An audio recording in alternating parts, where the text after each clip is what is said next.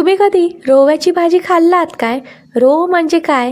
लाल माठ जो असता, म्हणजे आम्ही त्याला लाल भाजी पण म्हणतो, त्याची जी कोवी कोवी रोपं असतात ना, त्याची भाजी केली जाता आणि ती पण मुळासकट. आता पुण्यात काही रोव मिळत नाही, तर मी अशी ना पालकाची रोव्यासारखी भाजी करतोय. म्हणजे ना ती रोव्याची भाजी खाल्याचं समाधान. काय नाही करू, एकदम सोपी.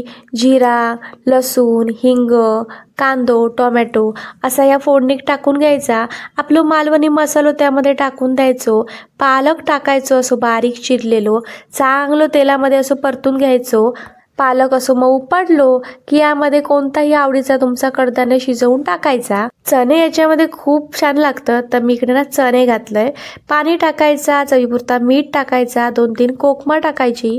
चांगलं असो ना पालक शिजलो की यामध्ये ना वाटीवर ओला खोबरा टाकायचा आणि ना चांगली एका उकळी येऊ द्यायची. मग झाली बघा ही पालकाची रोव्यासारखी भाजी तयार.